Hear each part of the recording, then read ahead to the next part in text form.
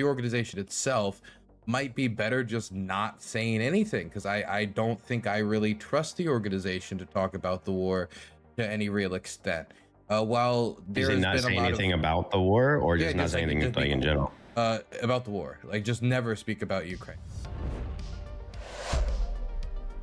Jordy, if you want to start off then and go ahead and explain your disagreements and where you want to start, we can go from there. Oh well, I think it's more so. I do agree. I just don't really see it as an anti-DSA position for the most part. As far as the like campus influence in the international committee, I think that's a cancer, and it should be rooted out. And as far as the DSA platform being, just vaguely anti-war, I think it's in contradiction to having an international committee that is that has, you know, um, overrepresentation of particular caucuses that are, against the NATO expansionism and whatever fucking Russian propaganda it's thrown out there. I think the campus are a problem. But as far as the DSA itself, this seems to be not a DSA position insofar as Ukraine, and just more so a vocal that there's a really vocal international committee that has tons of like infighting and interorganizational debate about this topic. Isn't really like, I couldn't call it like a concrete like DSA position, because the NPC took a alternative stance pretty immediately after the war in Ukraine started, and the international committee. So like, yeah, I don't see it as like a anti-DSA position, but I see the like, putting. I think talking shit is the right thing to do. I think talking shit about it and putting pressure on people like Elisa and other people who have not made a sort of vocal made it clear that they support if they do, right, made it clear that they support continued funding for Ukraine. I think that they should be pressured as much as possible, especially now, right? Sure. Dylan? So I think that it's true that it's not like a DSA doctrine in the idea that to join DSA you must like swear loyalty to Novorossiya, or you must disavow supporting Ukraine, or to get their endorsement even you must even take a specific position. But I don't know if I accept the idea that it isn't DSA's position, because whether much of the rest of DSA doesn't like it or not, the international committee is what overwhelmingly deals with foreign policy when it deals, when it comes to the organization. Its anti-war subcommittee is co-chaired by somebody who is generally, I would just call them anti-Ukraine. And when you're messaging in this recent wave of victories, really big on anti-war, if you look at people who are either DSA aligned or DSA adjacent, right? So people that the DSA considers endorsing, people DSA endorses, or people who just DSA friendly, right? People, you would expect them to work together in Congress. There's been a lot of leaning into the anti-war. When you look at the messaging on anti-war, it has to do with Gaza, which makes sense, and it has to do with Iran, which makes sense. But they seem to find it difficult in order to move Ukraine into that messaging, because in their minds it's no bombs unless they're good bombs for that one good war, and they just don't. That's what they think I'm asking them to do, which is not true. I'm asking for them to say, let's undermine the global war machine, whether it's Russian, whether it's American. Like, you could easily make some rhetoric that falls within That's the assumption, right? Because of the Dara Lisa and well, it's not PV back and forth. Well, there's the Dara Liza's back and forth only speaks to Dara Liza, right? The Claire Valdez stance only speaks to Wait, Claire really Valdez. quick, is the Dara Liza pronunciation, is that a pun? No, I just a white man. Oh, okay, no, I thought it was a Dara Liza, like a Trumpist kind of. That's, you know what? Can we go back? True, that's exactly what it was. Why not? Yeah, there you go. So I'm just very bad. I still say Harris just to be safe. Oh no, you should call her whatever you want until she supports Ukraine. I got bullied into saying Kamala instead of Kamala. I don't know. But I think wrestling destroyed me because I remember growing up and watching old. I think it was Kamala, or was it? What was his name? The big fat wrestler, legendary wrestler. You know who I'm talking about? I've watched wrestling. Whatever. It's I'm not that way. But so like when it comes to that, I think like in that particular circumstance, and I can't say for sure because she hasn't made her position super clear. I can only go off of the interpretation of her tweet from before and what she said about Ukraine, just like specifically, which is pretty vague. And I could steel man it, and I can also be skeptical of it. My view is that one, she probably knows that she doesn't know shit about it, and two, she knows that there's sort of active debate within DSA. Three, that she is going to be and is a pretty big target of the right and left wing sort of media complex. And when you are running on a platform of being anti-war, pretty staunchly, and then you're asked whether or not you want to this U.S. war machine that they talk about, if you want that to fund Ukraine. As far as campaign messaging, that just seems like a really easy way to get yourself, the target of, being called out for contradiction. Now, would I agree with that? Probably not. No, I don't think that that's a clear-sighted view, but I could imagine that if there was any sort of influence from like campaign management or something like that, that the idea would be, just no one seems to be talking about Ukraine in the when it comes to these other campaigns. So like it's like cost benefit analysis. That would be my guess. Now, whether or not she just actually has completely contradictory opinions on this and doesn't want it to be known, I guess it's possible. I don't really see it personally, but. Sure. So we can go back Just to to the. be clear, I do want to ask just real quick, Jordy, do you believe that they are anti the Ukraine war overall as like an organization when you say that they're not campus, or are you saying they're not really campus, but they're just anti-war, therefore they're anti the Ukraine war? Sorry. DSA? Yes. Well, I don't think that you could say that the DSA has any sort of consistent position on Ukraine. I don't think that you can say that. I think that, well, because the DSA is full of very the DSA is sort of characterized by a deep like active I guess there's a lot of diversity of opinion in DSA, and with Ukraine in particular, I think that one is sort of like being really actively debated, and you can go read the debates or watch debates on YouTube with people in DSA. Because they're decentralized, they have a bunch of like local chapters that all have their own positions. Not just the but on the DSA. Yeah. Well, on the DSA website, they do have positions posted on there about the Ukraine war. Do you think does that not really speak for the DSA as an organization?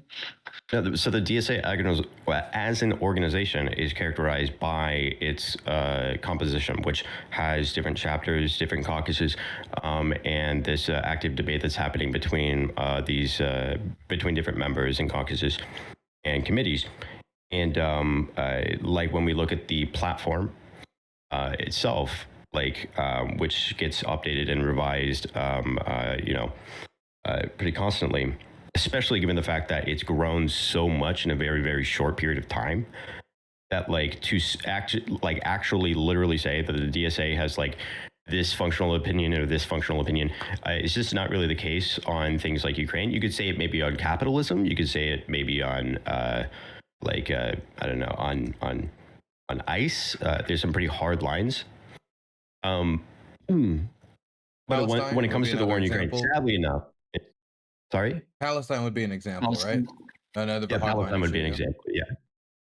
Well, kind of. There's actually a lot of fighting about some of the like more tanky influences that would be. There was some. I think it was the Red Star uh, caucus that ended up putting out this thing, this sort of statement that was saying we do not condemn Hamas and neither should you. And then there is other left-wing caucuses that were really pissed off about this, and then they put out like a whole polemic about this.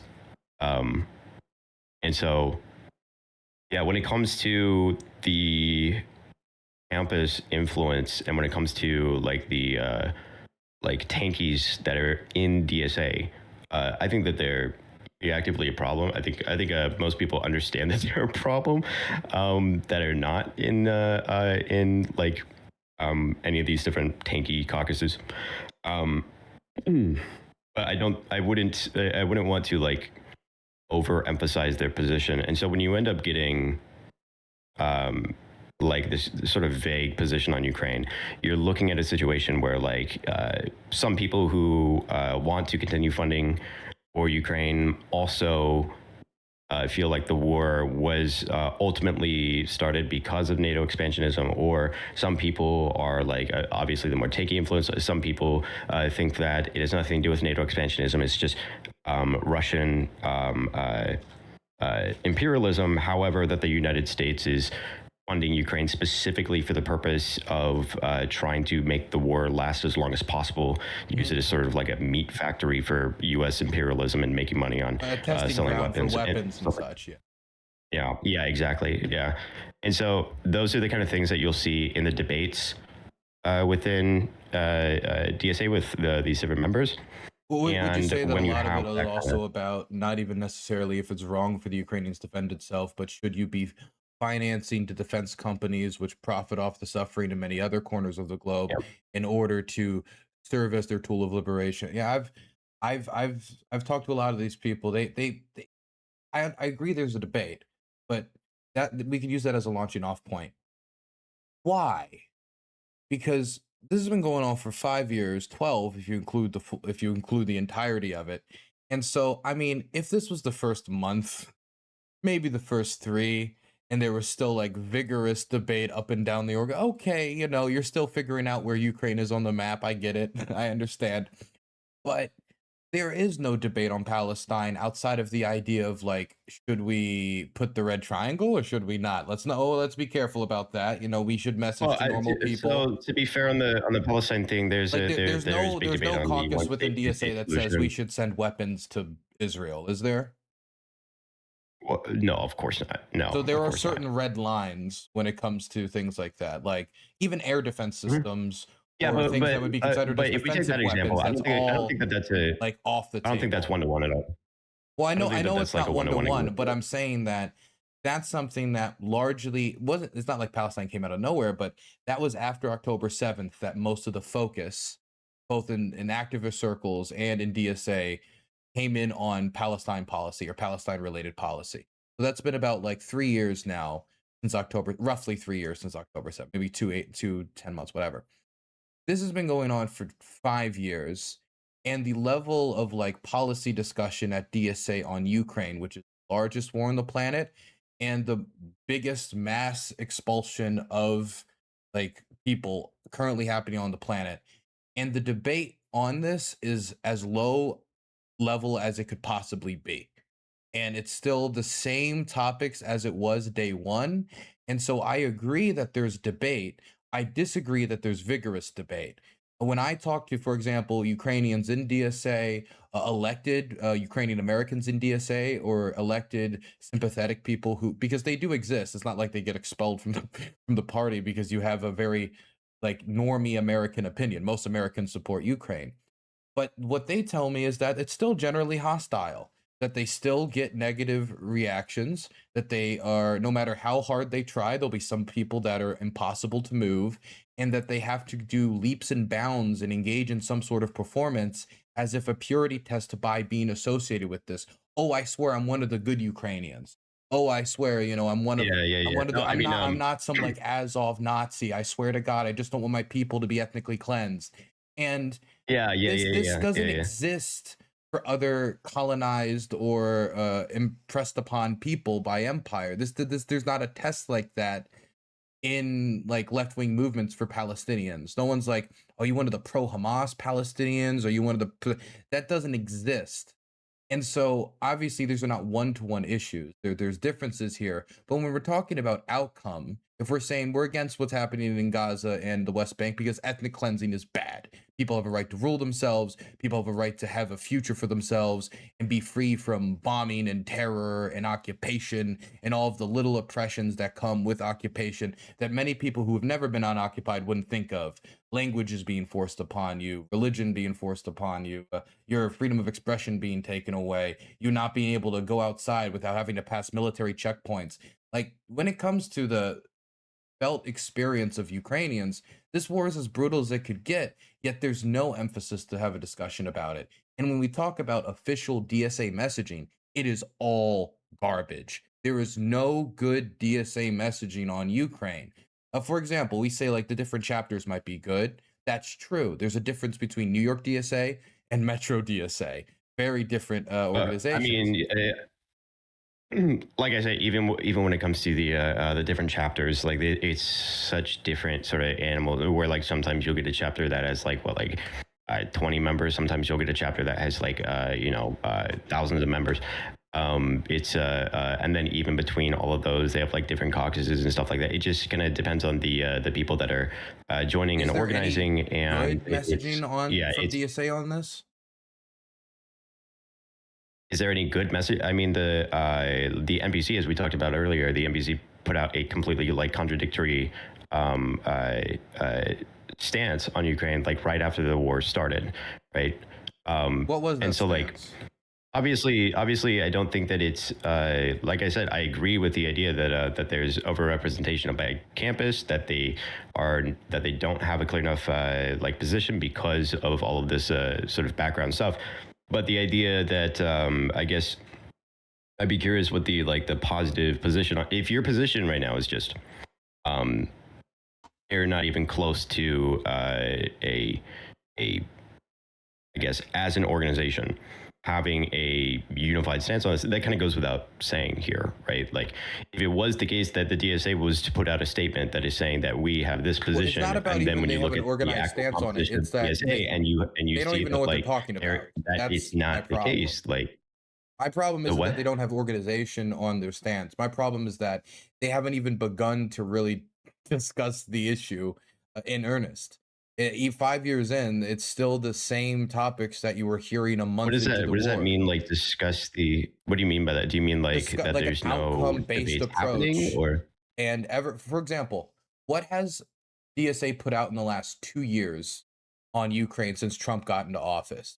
When I go and I scrub their messages, ever since Trump got into office, DSA just doesn't talk about Ukraine anymore.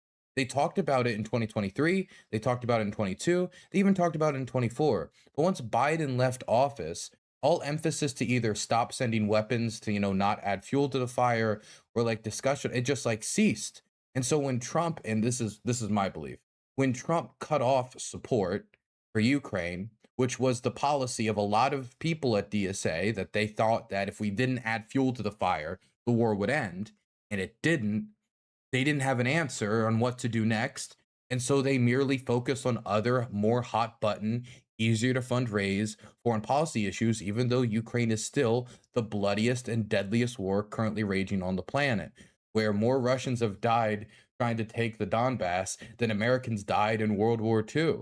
I mean, so when you talk about the scale of violence and the lack of like really any like a application of like critical thinking of like what's an outcome based approach to even end the violence, even just a basic anti-war position, there's not you think really that this is anything unique to there. you think that this is unique to DSA? Do you think that Democrats are taking um I like have I public, have similar I have different strong opinions on it? disagreements. I remember I talked to the one of the co-chairs of the Democratic Party about this very issue because I was saying, what is a proactive stance that the Democratic Party can take 2027, they take back the House, they take back the Senate, so they can do something now, not just waiting until we have another Dem president, because like tons of people will die in the meantime. And I said, would you guys support a package that would do a bunch of things to end the war? You know, give the Ukrainians the means to stop Russian advances, while also making it much harder for the Russians to fund the war, making it so that they have a much more stark question before them, more likely to negotiate, more likely to get a ceasefire. That's what I see as literally the only pathway forward. If somebody else is willing to offer me one, I am more than all ears. And when I put this to the co-chair and I said, will they support this bill? He said, uh, hopefully. And I said, will they though? Hopefully. And so I didn't get no strong commitment from this person of authority, and that made me worried. But when I look at the centrists, and when I look at what you would say establishment Democrats, or people who you would consider not of the new left that we see rising, it's not a debate. It's not a discussion. It's yeah, we should support Ukraine. We might not know exactly how to support them to get it over, but if it means another package, if it means another this, if it means another that, yeah, we generally are supportive of it. We're on board. With DSA, you don't have even that level of, I would call, bare minimum.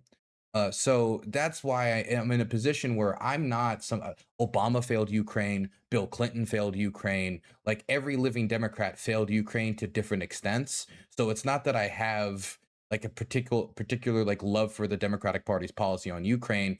It's just that they got. But the thing is that the Democrats are sort of is institutionally and through status quo inheriting a position where they can say that, because it's not like the DSA themselves have basically like any functional role in this, right? Democrats do, and so it's really easy for a Democrat to say that that they will do X, Y, and Z, because they already have that status quo sort of like that's already just being inherited. They don't even have to fucking think about it.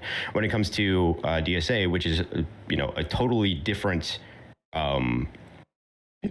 like DSA is not running any of the, like, it's not up to the DSA. Even when it comes to the people that, like we mentioned before, at the people that have been endorsed by the DSA, even with a, disproportionate amount of where the left wing basically had the majority of the seats in the NPC, like the people that were endorsed ended up supporting Ukraine and supporting funding for Ukraine, right? So like, as far as I guess you could say the institutional influence of DSA, it'd be hard to not also be able to say the same thing, that it's like, this is largely about messaging at that point. For Democrats, it is very easy to take a pro-Ukraine position because they don't have the same social clique or the same even considerations that many Marxists within DSA or like leading people on these committee positions. There's nobody, the average Democrat's not thinking, I don't want to give Raytheon money. They might think, I don't really care if Raytheon gets money or not. But the idea of like nationalizing defense in that way. I mean, I don't even see DSA or Socialist talk about how you would actually approach defense policy different from a manufacturing perspective, who would make the shells, who would make the tanks, who would make the thing. It's just generally the idea that we should make less, right? So there's already. Well, I mean, considering the fact that like, what was it like in the past, like 4 years or something, the amount of people that were in DSA like 4 years ago to like today is like pretty crazy. Like you have like it's like all of a sudden like at over 100,000 or roughly 100, over 100,000. I saw the number. Yeah, it's like roughly over 100,000, but like the like majority of the people that are in DSA are new as well, and when it comes to the like the structure of DSA, when it comes to the influence of DSA, when it comes to the amount of political power that they actually have in the first place, we're talking about something that is like brand new. Like I would say maybe even that in this short period of time, the amount of development that DSA has had politically, and the influence that they've been able to get, how effective they've been you know, in in elections recently. I think all of these things show a sort of healthy growth, and I wouldn't want to be in a position where it's like, okay, well, the DSA has to have, you know, all of their ducks in a row, like right off the bat. You know, when you have all of these new faces, all of these differing opinions, it's just kind of not what DSA is. Like, I feel like the expectation is for DSA to have the institutional sort of structure and influence of the Democrats without actually having that. You know, Well, I'm not asking for it just seems kind of DSA like to. unreasonable. Well, I'm not. My position isn't that DSA needs to have a really effective solution to replace Raytheon from a defense economics perspective.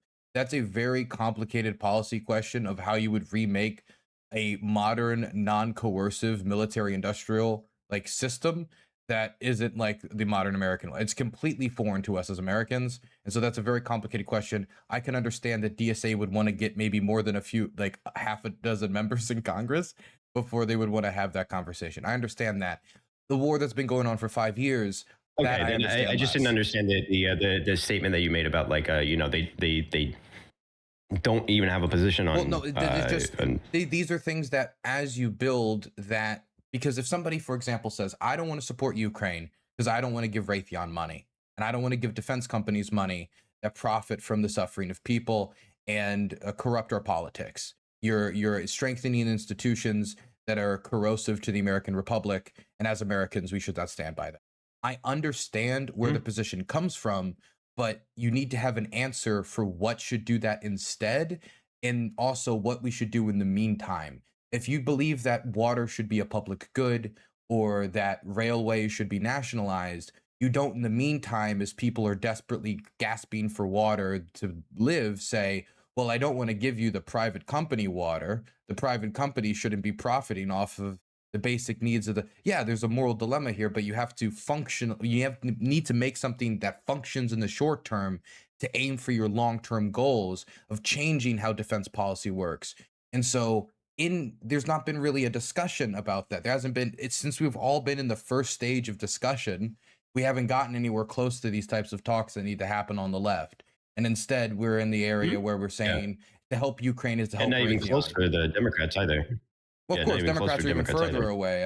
I'm just saying that if DSA wants to present a serious alternative, they can't look like the Democrats are outflanking them on this issue, which they are. I mean, So from my discussion with a lot of these well, the thing campaigns, is that, like I said, they're with that afraid. is that you have Like they're the Democrats, progressive they campaigns basically talk to me inherit from a this. position of almost fear sometimes because they know in Democratic primaries, 95% of Democrats support Ukraine, and they don't want us to release like a negative ranking of them. But they Yeah, but why also though? Yeah, but why? because they think it'll make them look bad in comparison to establishment Democrats that they're trying to unseat. They'll look unprogressive to the majority of Because it's progressives. institutionally popular, because they're part of that. They're part of a institution that already exists as such. Like they're inheriting a status quo. This is Yeah, not the way that they the outflanked. DSA. That's what makes it more embarrassing. Democrats outflanked DSA on the issue by standing still. And yet, at the same time, you have Democrats who, you know, don't know how to say a thing about Israel as well, right? Like, Absolutely.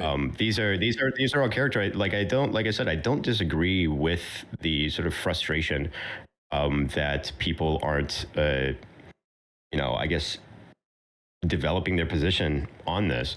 But I think that there's a sort of a number of issues that like characterize this that are not unique to the DSA, and also I think what we see here is something that is ultimately like more active politically when it comes to the sort of the democratic aspect of this. That is, you know, more functional within the DSA than you do have with the Democrats, who are basically just picking up opinions and positions just because of status quo consensus, getting votes of their own. And that's also sort of the negative aspect, is that when you have like active like democratic debates and you have a bunch of brand new people that are coming in, and you have these developing structures of their own that they're trying to work out, the funding and all of these things, it characterizes a situation that is necessarily going to be slow. And so when it comes to things that are going to have more sort of debate back and forth, when it comes to things that are going to be, I think even you're characterizing this as something that you can easily understand as complicated when it comes to Raytheon, when it comes to stuff like that, especially from I'm sure you could imagine from an anti-capitalist position, even without the campus stuff, that like you would kind of expect a democratic, an actually democratic organization to be slow. Not this Yes, slow. democracy is slow. Not 5 years. I mean, they weren't that slow when it came to Palestine's How many plight. people were in DSA? How many people that are in DSA today were in DSA 5 years ago? I mean, the people in leadership positions, much of them are the same people, especially when you talk about, I know I don't want to beat The IC, the horse with the here, but the IC. IC especially, yeah.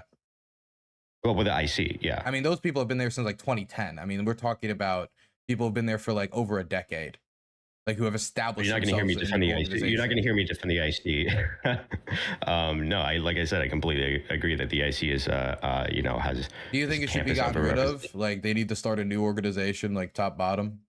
Entirely, I don't know how I don't know the best approach to. I mean, dealing now's the with time they're growing. If there was a time to do it, it would be now.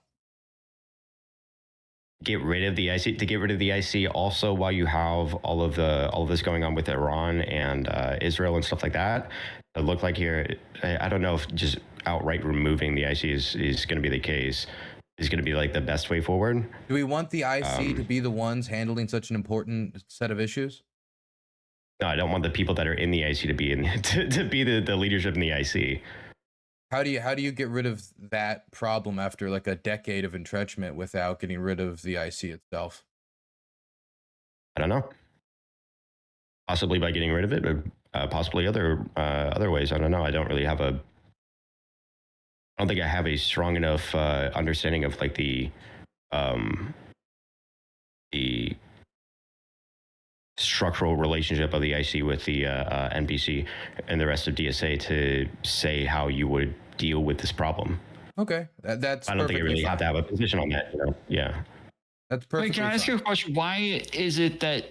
So I feel like normally when somebody doesn't actually have to make a lot of decisions and deal with the blowback of their decisions or the consequences of it, they don't actually have to make a decision and see the outcome afterwards and deal with the blowback. What? Isn't that normally the way that we would assess this and say that these are easier decisions for the DSA to make than it would be for Democrats who are actually in office, who are actually voting on things, and then have to actually see what happens with Ukraine and what happens with as an outcome of their vote? Wait, I'm sorry. Are you saying because the Democrats have sort of like more at stake because like it's their careers and they're sort of institutionally embedded, that like the negative sort of blowback actually has like career implications for them, that would be more? Yeah, because the people in the DNC, they don't have like relationships in Congress. They don't have relationships with other people across the seas. They don't have like deals that they're making, negotiations that they're part of. And so it doesn't that make everything just a lot easier for them to come to the right decision without all of these other outside factors? Well, I don't know about I don't know if we can make any sort of one-to-one comparisons when you have Democrats that, if you come to the right position because, I don't know, lobbying from Raytheon or some shit, is that the right position? Like, I don't know if these are really like comparable. Can I be a devil's advocate for a moment and say, yeah, kinda, in some like for me, like maybe I'm cynical, right? I don't know. Maybe the last 5 years has made me much more cynical. But like I've been saying this a lot lately. Politicians are not your friends. They are potential opportunities for change. They are power brokers and they're nothing more. They either do things to help you or they don't do things to help you. And I don't care if they've been there for 20 years. I don't care if you met their dog. I don't care if they're very nice or they can do the Macarena and you like that. I don't give a fuck. At the end of the day, they are either going to do or not going to do. If somebody votes, for example, the Ukraine Support Act, for me was a very influential, like a really important piece of legislation because it was a good litmus test for people who were in office. And I think if it passed, it could have actually been the real first significant step for the entirety of this administration to ending the war, because the Russian psychology is the Americans are gone. And if there's any indication that the Americans are actually going to substantially make it harder for them to advance when the Russians are already running into all these other problems, then the war could end. And I think that would be very, very good. Um, sorry, I lost my train of thought there for a second. No, I agree with that. The thing that I was sort of getting at is that when we talk about like Democrats who are have like the right position, like having the right position, it doesn't reflect anything about their structure or their legitimacy. If you're coming to the right position because of lobbying from Raytheon, right? Just insofar as that, like, yeah, of course, I still would want more weapons to go to Ukraine. Yeah, of course. But when it comes to like Democrats who have a position on Ukraine, I like most of them are basically just like defaulting into the U.S. Hegemonic order and status quo that already exists, and not much else. And you would never find that same kind of influence in DSA. It's like a totally different kind of thing. I think that it's true that they're the same influence. Like, there's no Raytheon like in DSA lobbying DSA members to go like bomb X, Y, or Z country. That doesn't exist as it exists for people who are in position of power. Maybe that will change as more DSA people get elected and we have DSA's Fetterman or like whatever we see in the future. But I will say also that to me, that puts more responsibility on DSA to get to the right position, because then if anything, they're rewarding people for taking the easy path that ended up being the correct path because the broken clock is right, twice a day. And ultimately, what that means is by them not being imaginative enough, not being able to dream, despite the fact that the left are supposed to be the dreamers, that leaves Democrats with an easy W that they can say, "Hey, look at these guys. They don't stand against imperialism. They just do it when it's not America because they're self-loathing Americans. That's all that is." And you might say, hey, no, they disagree because of all of these very complex reasons that they haven't even started having a discussion of since 5 years since the war started. But it's not going to play well. Here's the thing that it keeps coming back to, I think, is that when you say DSA and you say they should have this or they should do this or they should do that, it seems like you're talking about DSA as though it is something very different from what I'm talking about. When I'm talking about DSA, I'm talking about a network of very sort of a network of socialists, and any fucking socialist knows how much socialists fight with socialists. And when it comes to all the things that I mentioned before, like I don't really have the ability to talk about DSAs and I can agree. I can grant basically every single thing that you're saying. I have no problem doing that. But is that a realistic argument? I don't actually think so. I think the thing that is a realistic argument is could be more fundamental to what should change in DSA to make it possible to have better positions on the war in Ukraine and have better advocacy and messaging for that. Those are things that I think would be meaningful. As far as just saying, I think DSA should have a better position on Ukraine. That's just what it is, But we're talking about not just like a crystallized institution. We're talking about a very diverse, vast network of very disagreeable individuals, who happen to be being politically effective by virtue of the fact that they are getting together, organizing, and fighting with each other. So in that context, I can sort of, and I don't mean this in a disparaging way, I can virtue signal all I want about what DSA ought to have a more coherent position on, that I think would be more of a argument for me to join DSA and then fight that and talk that kind of shit, and bring the fight to them, right? Because that is how that actually happens. I mean, my position is Outside of like not when it my comes to position. the rest of DSA, when it comes to just as like a little like because I think this is important. When it comes to the development of DSA, I think the development of DSA is something that is important. Just holistically for American politics, and I think it's something that has to be invested in. And so when it comes to positions like these, because DSA is something that I believe has to be invested in, because of because of all of the things I could list off about Trump and ICE and what's happening to immigrants and what's going on in Iran and all of the shit, right? Because of all of these things, I think it's important to that the DSA has more political power and more political efficiency. By virtue of that, political efficiency is also being able to, fight your way through these sort of kind of debates and come to a meaningful position. Sure. So I agree that it is very different. And when I say DSA should do this, I am talking about it as an amorphous blob. And it is not just an amorphous blob. It is a bunch of different, like the West Coast teams, the East Coast teams. Even in Maryland, the different teams are very different. If you're in Moco or if you're in Prince George's County, wherever. But that didn't stop the organization from making statements about the war. That didn't stop there not being enough backlash against these statements for any of them to be retracted or for them not to continue to make more statements that were like them. And those statements at the start of the war were that giving anything to Ukraine would prolong it, that if we gave them weapons, if we gave them assistance, it would prolong this fighting, and we don't want to do that because it would kill more civilians and it would, risk nuclear war. And then it was, we don't want to give money to Raytheon, and it was militarism is bad, and we should, if we give this to Ukraine, then what about water at home, right?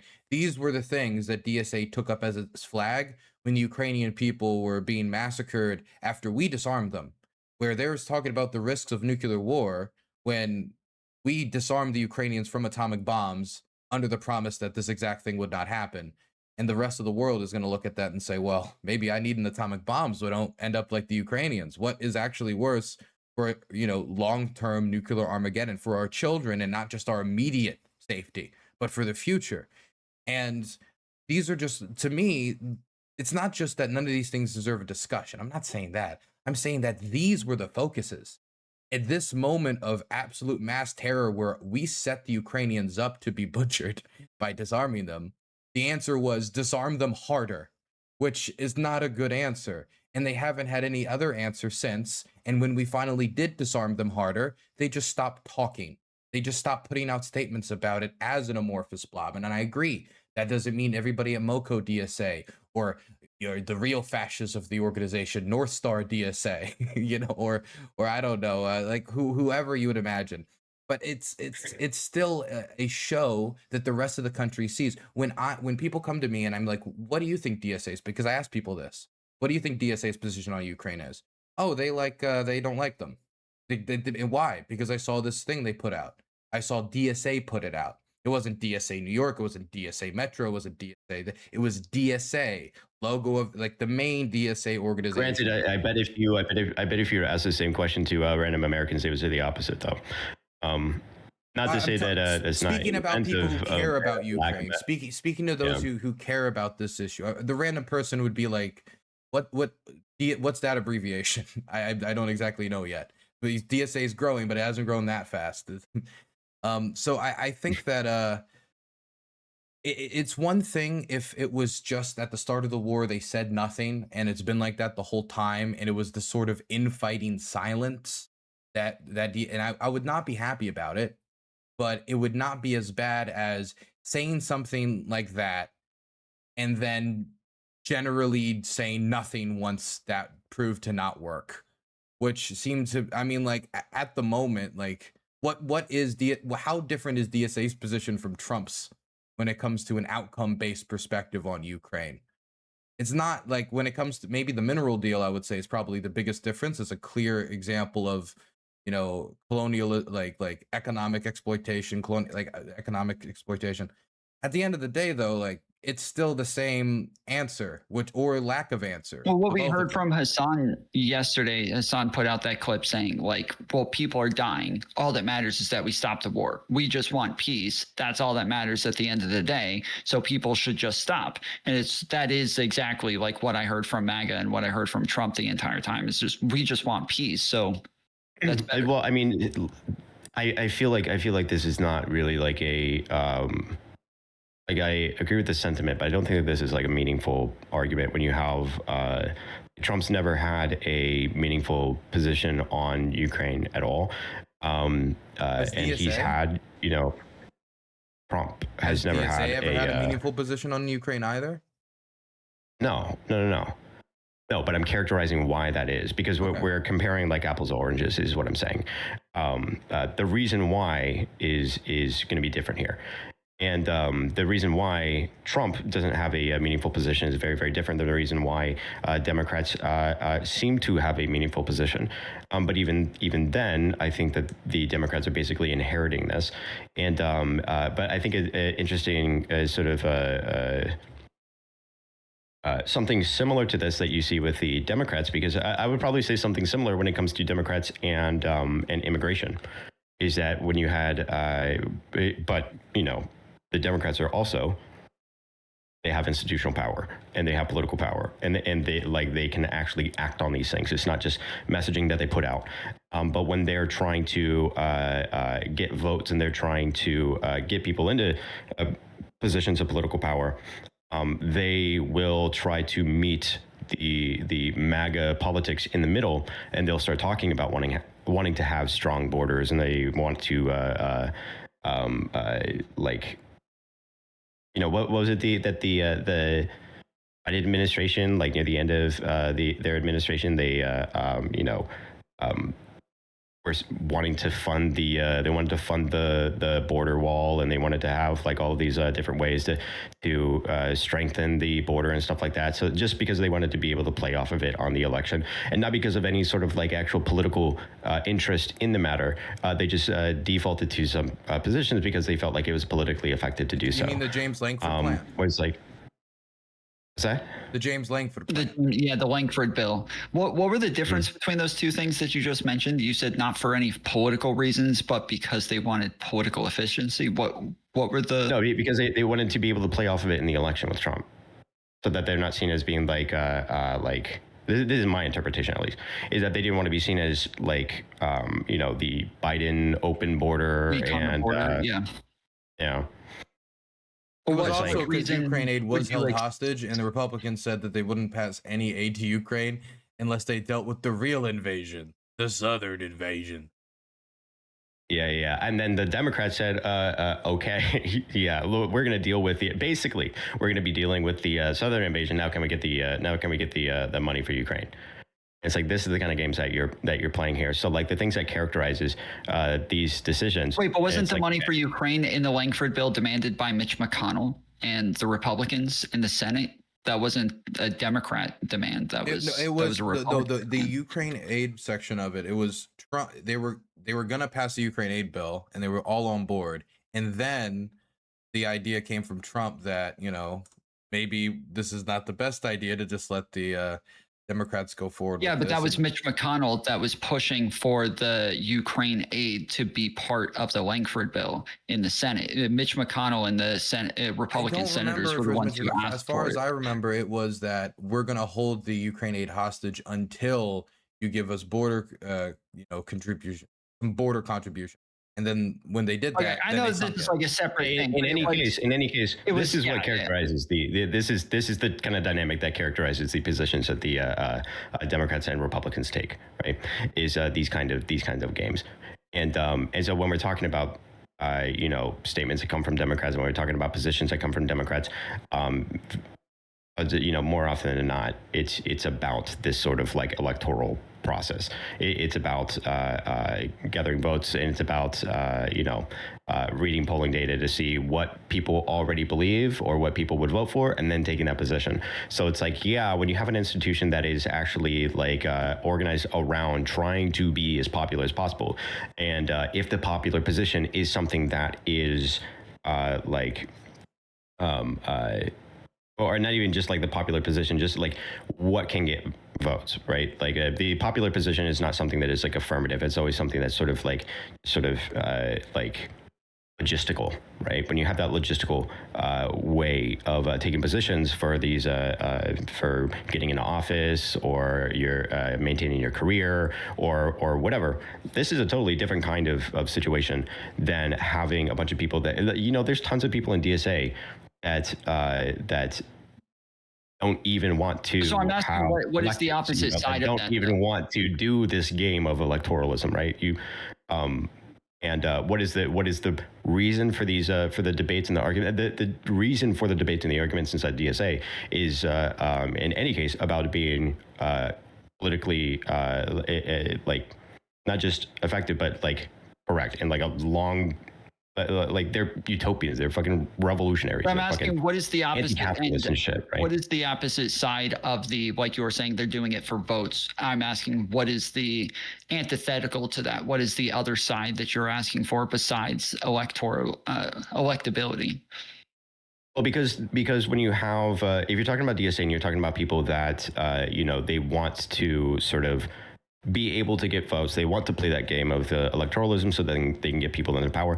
That is like a position. It's like a general position of people in DSA, but only by virtue of the fact of like their political sort of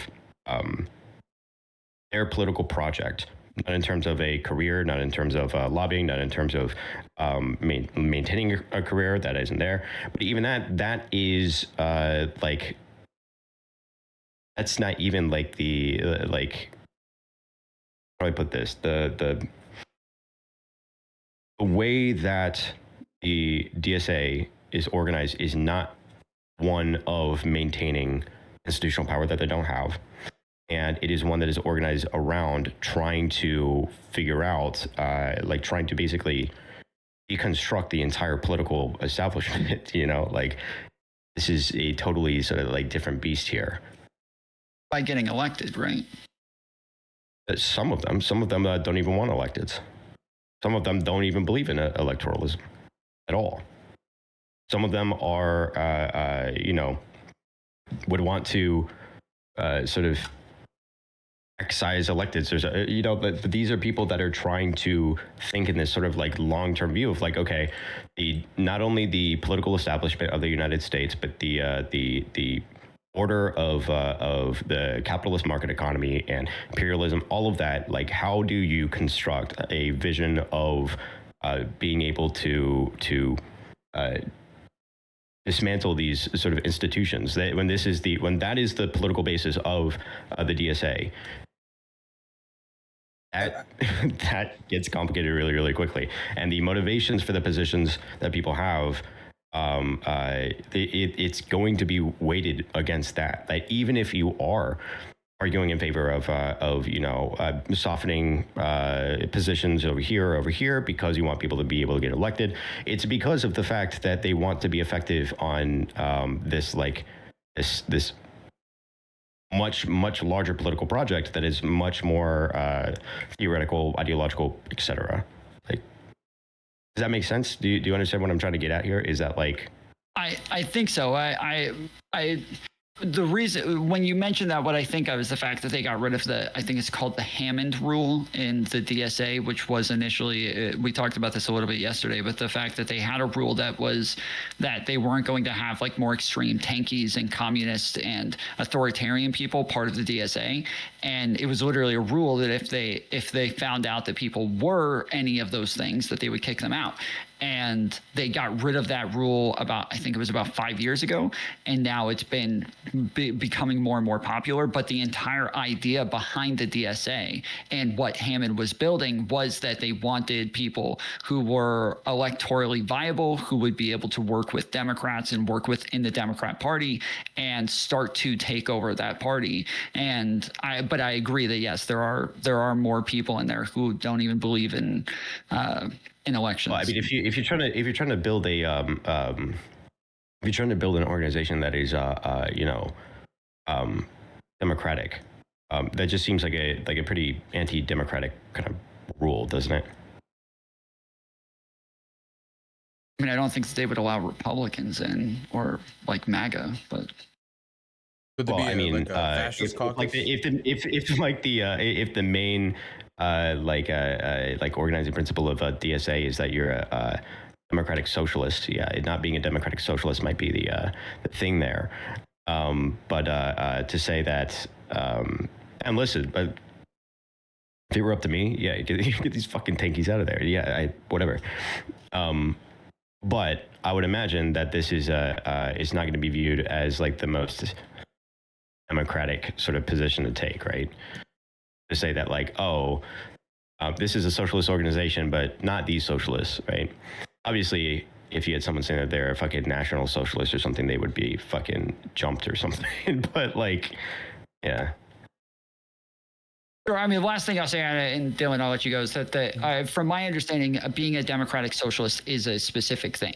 Like, it's not like it is a type of socialist. And so, while I understand, like, Well, the I mean, democratic aspect of it, socialism basically like is by definition democratic. Saying democratic is just a way of getting around the dogma and propaganda of that was developed about the USSR and China, and then also Sure, I don't by the disagree with USSR and that. China. You know, But democratic socialist is still a certain type of thing. Like, it's not just socialists who are democratic. I agree with you that all socialism is democratic and all communism is democratic. But democratic socialism seems to be like a certain type of like Nordic model almost, where they're trying to socialize more things within the economy and give people more you think social of social programs.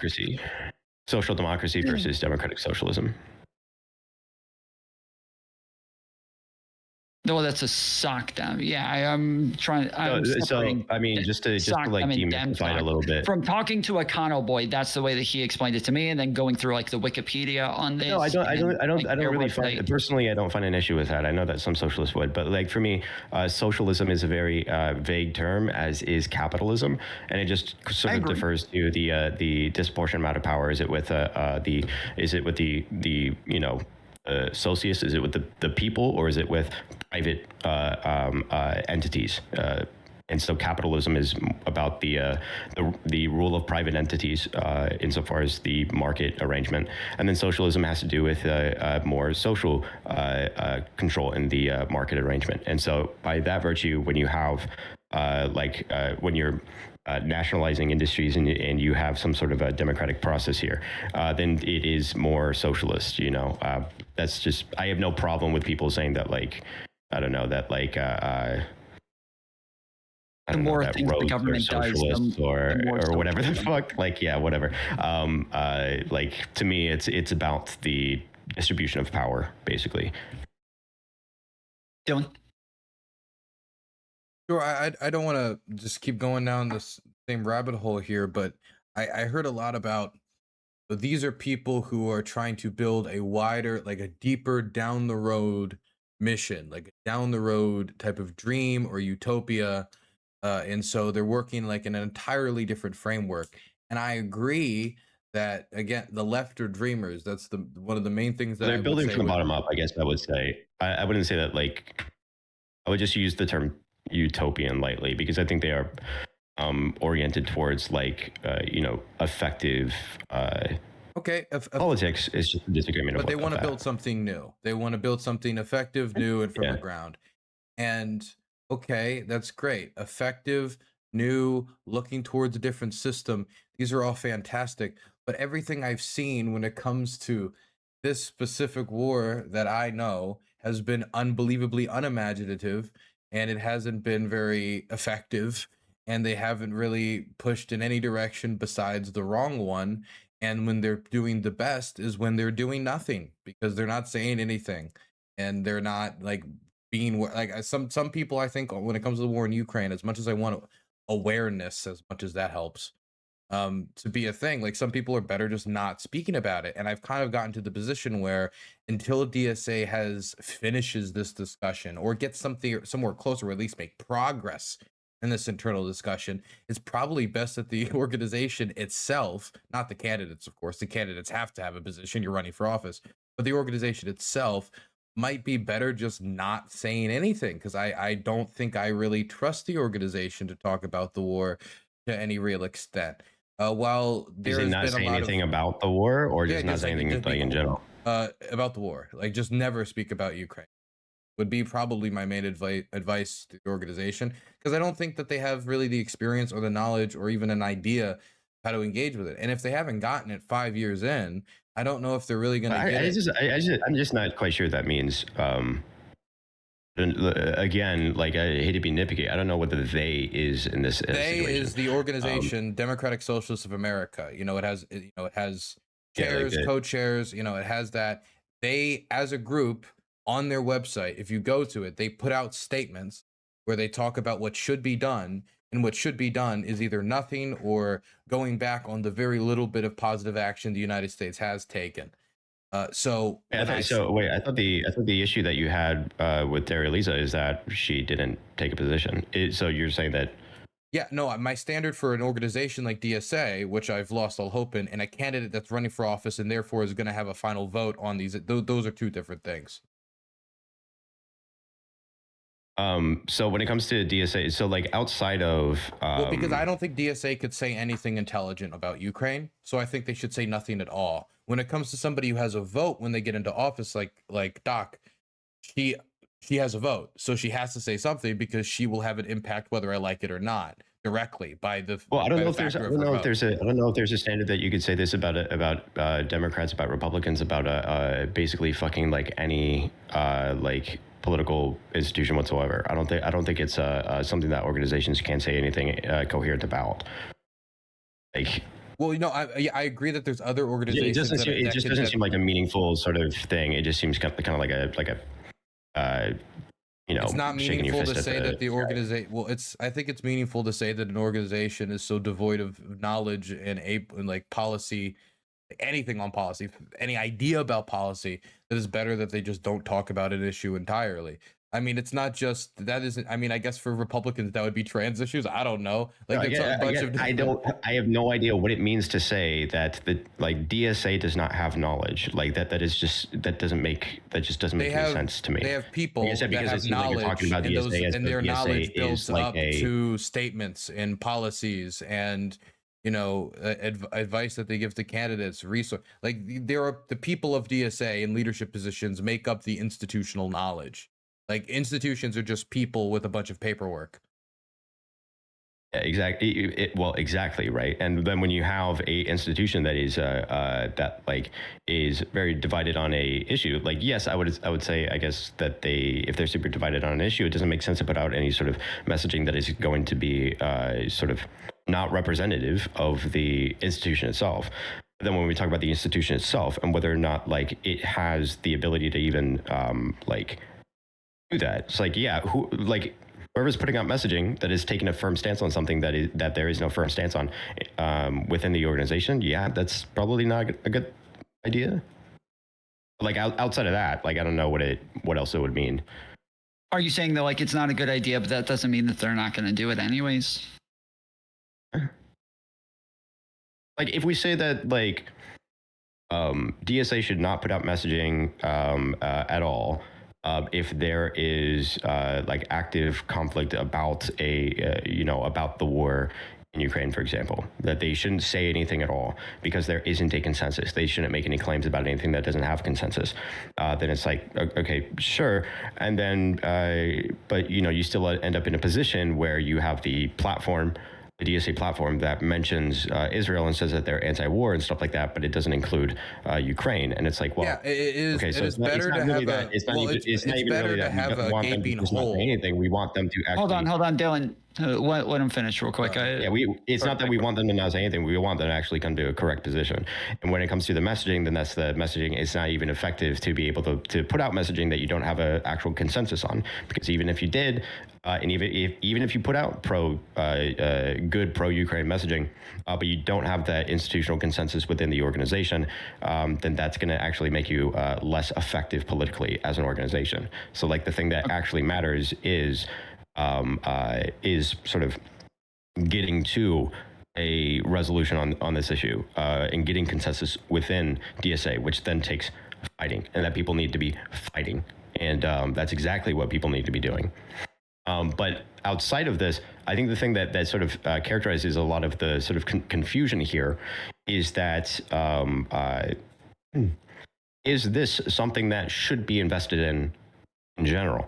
Like, should the DSA be invested in to the point where it can come to a institutional consensus about this issue, or should the DSA basically be because they don't have a consistent position on this as a new organization with tons of things being worked out in the background? Is that because they don't have a stable position on this? Does that mean that the DSA should just be hand waved and stick to the Democratic Party? Or like, I don't see how it relates back to whether or not the DSA as a political force is something that is a, I guess, good or a bad thing. Okay, So, Dylan. I would just say DSA has done nothing but damage on the issue of Ukraine. They've never put out a statement that was good. They've never said anything of value really on the topic. So when we talk about what is applicable to the organization, because the people in leadership positions got together and agreed that this is what they should put out as the DSA consensus at the start of the war and at other major flashpoints that they felt that they should make statements on. And so my position isn't that wouldn't it be better if they came to a good consensus? Of course it would be better, but I think very little of their ability to be imaginative on how to work this into their worldview and how to have that type of complex view displayed to the public when we're in an age of slopulism, and slopulism is much easier than complex policy wonkery or trying to find out how to actually respect the national security sacrifices Ukrainians made at their own expense for our security when giving up atomic weapons. Something that has been an objective for the left, not only in this country, but the global left, nuclear nonproliferation for years. Ukraine's one of the few countries that gave it up, and there's like zero respect for it. There's zero.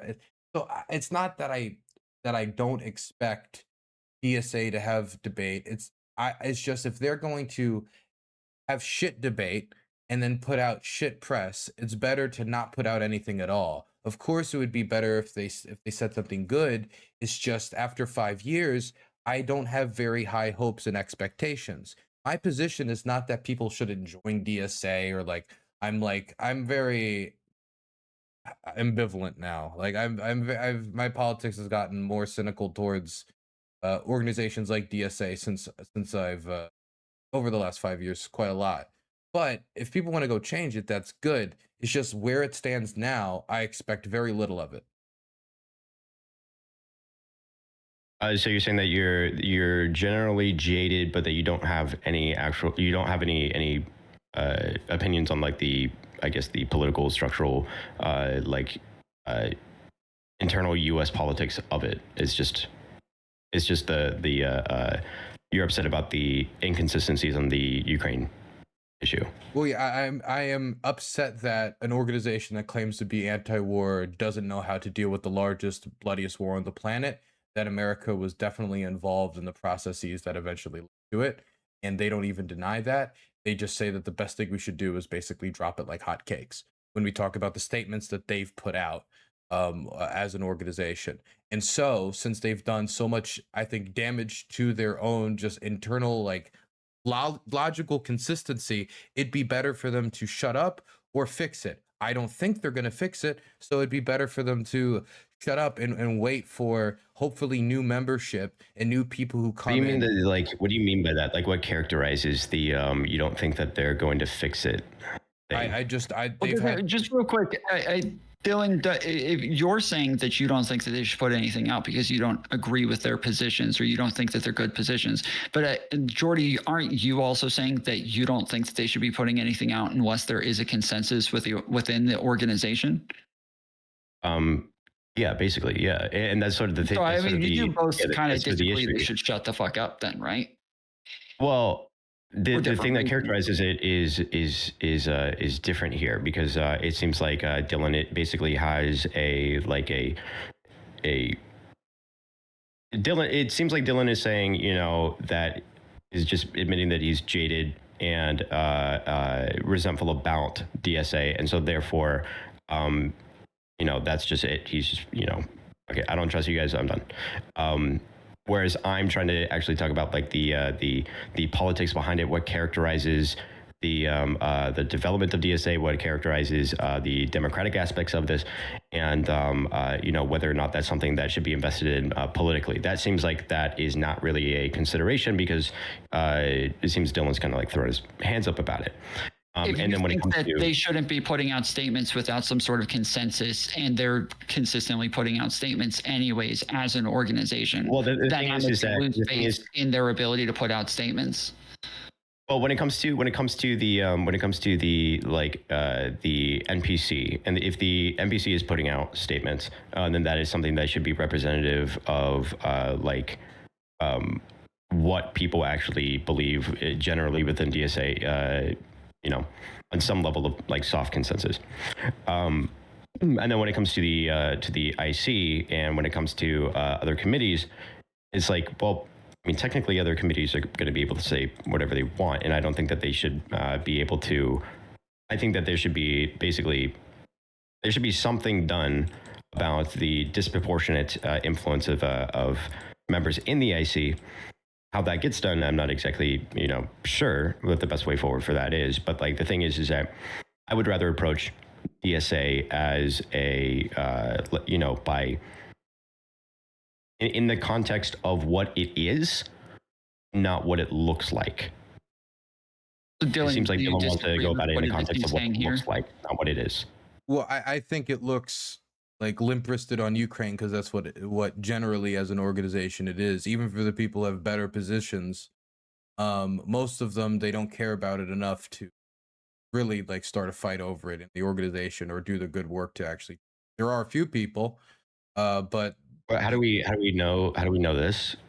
because we've seen how the organization has developed over the last 5 years, which has either been at its best silence or at its worst So we're yapping. guessing. Yeah, so we're guessing then. Well, we can only guess from the statements that they put out and I mean, we look at the organization and Yeah, see we can that only they guess, say- and we can only guess. But if we're going to be making like a hard claim about like you know, what the majority of DSA believes, and then just saying, well, we can guess that the majority of DSA believes the things that are being put out by the IC, which has a I didn't disproportionate say that the influence by majority believes caucus. it, but even if they don't, then there's nothing that's been done about it over the last 5 years. It's not been a big enough of an issue for anybody to stop the organization from either being terribly silent, which I agree is better than being bad and loud, or bad and loud. So, I mean, yes, I agree that there are a lot of people in DSA that are good people. I agree that there are a lot of people in DSA that probably have good positions on Ukraine and would like to see the organization change for the better. And I don't disagree about people, if they wanted to change the organization for the better and they're pro-Ukraine and you're of that left-leaning politics, that DSA actually maybe should be the organization that you join in order to be part of a wave that changes it for the better. But as it stands, it's not at that organization that is better. As it stands, at its best, it's silent about the largest war on the planet as an anti-war organization, which is going to create a jaded feeling in me because in and of itself, it's so hypocritical, it's so self-contradictory that it is going to make me put my hands up in the air. I haven't considered DSA membership since the Bernie primary in Nevada in 2020. So like, yeah, I mean, it's not like I'm talking about this from like a lovey, like I have a strong, close personal relationship with DSA and I know where all the ebbs and flows are going. But the way that the organization presents also affects the type of people that come into it.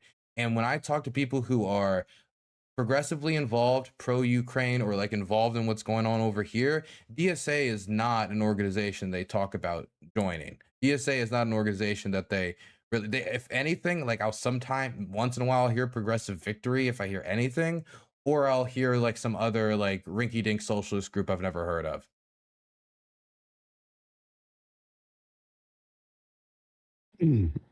So, yeah, well, I think that's sort of just I guess the wall then is sort of, I think it's defined by what the DSA is versus what it looks like. If you say that, like, you personally have a detachment from the political process as such, and that you have a detachment from, I guess, investing in what the DSA is politically in the United States, because you're disheartened by poor organization standards for a very, again, sort of a new, this new baby organization that's like, overflowing with people very rapidly. Yeah, sure. But like, if it doesn't have any sort of, if it's not within the context of the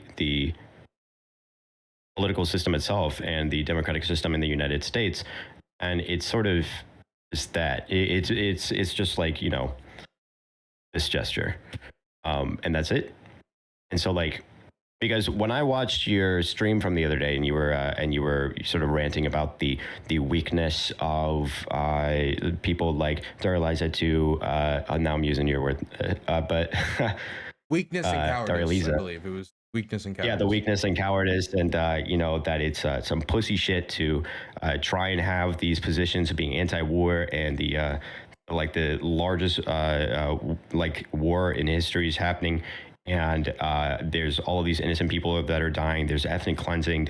There's genocide that's happening, and you have people that are silent for whatever reason it might be, and there's no way to even tell. Like, that is pussy shit, and that there needs to be pressure put on those people. That made me stoked. I love that fucking language. I love that and that made me want to join the DSA so that I can take that fight to them, because I think that the political force of DSA should be invested in, and it should be invested in correctly. And the only way that that's going to happen is if people who have the that are socialists have this more nuanced and meaningful view, go in there and fight it. That is my position. And that if the difference between my position and your position is that you are simply jaded, then that's sort of it. We're just debating about whether or not you deserve to be jaded. Well, the answer to that's obviously I deserve to be jaded. But when it comes to when Tom asked me to be in this debate, I specifically said my position isn't that I'm against DSA. I said I'm against DSA leadership and the black heart of the IC. I something along those lines. I don't remember exactly, but that was what I said. Is that that's my position. If you want me for that, then I'll do it. And I got on, and then that's been my position.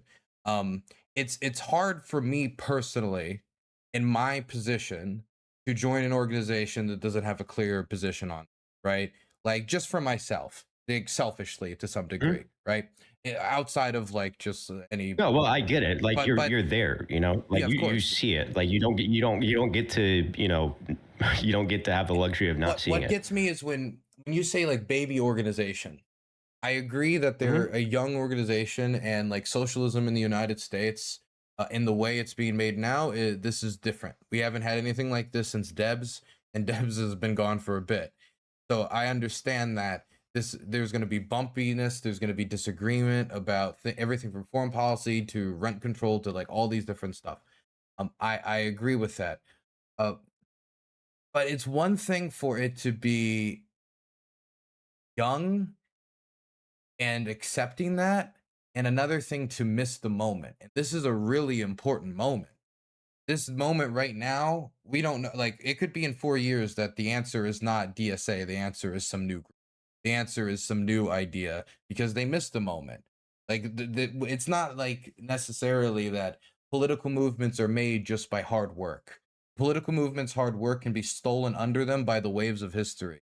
You're on a little raft. I love Mark Twain's old talk about how you lead a country, but it's the same thing with the movement. You put a raft on the river, and the best you can do is try to dodge the rocks and logs and try to guide yourself to the best of your imagination. And if DSA doesn't meet the moment that is right now, then we don't know that there's going to be another moment like right now again. There'll be future moments. Maybe they'll be able to be as politically effective as them as possible. But in this moment, if they can't solve this internal contradiction, I think that could really it it could hurt the organization. I think it's part of the reason why. Well, I was sorry. The internal contradiction is characterized by the fact that there's like a disagreement and active debate, and we're talking about a democratic organization. I think that if an organization, Like democracy is inefficient, by the way. Like if we talk about efficiency insofar as like getting things done in a a short amount of time, democracy is by that definition inefficient. But we don't support okay, democracy Hillary. because it's inefficient. Okay, Hillary. Like, Yes, we all wait for the great reform, Hillary.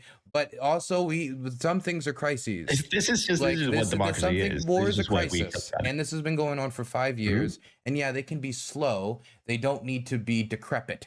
They don't need to take the like this. This isn't the turtle in the hair, and they need to like prove that they can eventually get there. No, it's the sooner they have a position on this that is consistent, the better. I don't think we disagree about that. And I don't Sure, think and we might also we should disagree remember about. that they don't have institutional power insofar as making it of like being responsible for the decision They that's have made on to this. show that they can insofar as hold the Democrats that and once they Republicans. have institutional power, they'll be responsible with it. For example, in Congress right now. Well, again, all the people that were endorsed by DSA are people that have supported Ukraine and supported funding for Ukraine. There's some problems with that right now, but we can get into that detail right now. There's only one person in Congress that voted against this Ukraine Support Act, which is a very small bill for sanctions on Russian, Sure. whatever. It's a very small bill. You get the idea. It was Ilhan. Of all the people in the Democratic Party, she was the only one that voted against it. And when she gave her justification, she said she didn't win a would be a wage. minority of the people that were endorsed by DSA. Yes, she would be a minority, but that's Ilhan. Cori Bush, who was just endorsed by DSA, is also against sanctioning the. Then you talk about Doc. Then you talk about Claire Valdez. Now that's 4 people. And I gotta say, I've engaged with some other campaigns. Thankfully, There was no positive position from these two. Claire Valdez's and Doc's position, I'm pretty confident is against Ukraine aid, and I can justify that if you want. But I think that the best you could say, You can justify there is no affirmative position on it. That you would agree to that. there's no affirmative. Well, from Doc there is. From Claire Valdez, it's a lot more. What was Doc's affirmative position? No military aid to any country. Specifically in reference to the blurb about Israel. Is Israel any country or one country? It's not about whether Israel is any country or one country. This is about whether or not this is an affirmative position on Ukraine. It is. I mean, yeah, and you're talking about affirmative position.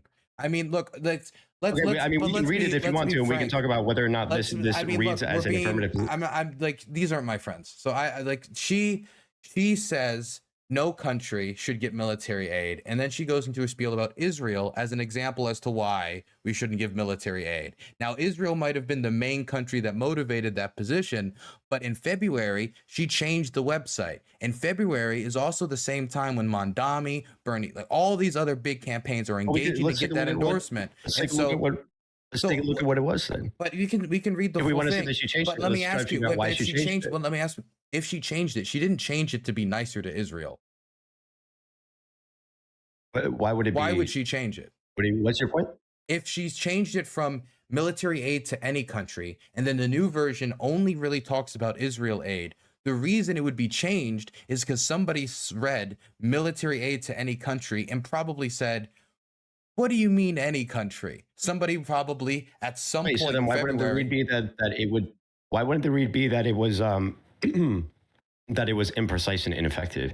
That maybe she was talking about Israel, and they were like, okay, but this kind of reads as like what if you wanted to send I don't know, aid to well, that means they took an affirmative position. Well, that means they took an affirmative position against military aid. Well, that would mean they took, in technical language, they took an affirmative position against military aid to any country, then got rid of that position for either the reason you gave or any other reason, and then when asked to clarify by news outlets, avoided any clarification. So she had a position, then the position's gone, and in the meantime, every time she's asked about Ukraine aid, she purposefully dodges the question and like magistry, she's like a fucking ballerina out there, right? What's the other? Well, I read the interview that she had before, where she was asked in relation to her tweet. what she meant by her tweet and if she supports a military aid to Ukraine, and where she responded with the context for responded with the context of what she believed she meant back then when she wrote that, and then sort of gave a statement saying that that Ukraine is the victim of the Russian invasion or something like that, and that they are in a war for their sovereignty. Right, which didn't answer the question, but if I were to try and read into that it meant that she was specifically avoiding in that, I don't fucking know. She was that. It also read like she was even the DSA. Wait, what do you mean? Come on, okay? You tell me for a fact that that is exactly what she meant. She was. I can tell you for a fact that she definitely was dodging the question. Yes, I mean it was a very clear question. I mean we can read it if you want, but it was very direct. You say that she didn't answer yes the or no? Do you believe in military aid? And then she doesn't answer at all. She is specifically. No, I read into what was on her website. Interpretation. I read the exact words in their technical meaning that were on her website. And then her obvious dodging. Backing up interpretations and saying that like we have enough here with these individual situations to say that turned away the motivation for all of this is because she's secretly in favor of. Okay, hold on. Wait. So real quick. So you both agree that she never made an explicit statement about Ukraine, but about all countries, yes, but not Ukraine specifically. Yes, but yours. Well, but. Does it necessarily mean that just because she made this statement, because it is common that like somebody will make a broad statement so that they don't alienate anybody, and that, you know, just a very political like avoidance statement so that they don't alienate anybody, but it doesn't necessarily give you an indication of one position or the other. But you feel like you do have indication of one position or the other, right? Well, if it was just she had this clear position on her website, and then she took it off and there was nothing else, then I would be extremely suspect. But I mean, I would be like, look, it said this in clear text, but I mean, she's been quiet, so who knows? But the fact that she not only dodges every questions and then turns away progressive support because they want to ask her position on Ukraine, and she ghosts these organizations over the question of Ukraine. It gets to the point where it's just fucking weird. It's like Ukraine scares her. We are literally pointing to a absence of information and vagueness as a necessary malicious intent, and reading that into each one of them and then stacking them on top of each other and then saying that this is what her actual position is. I'm just not being naive. No, you're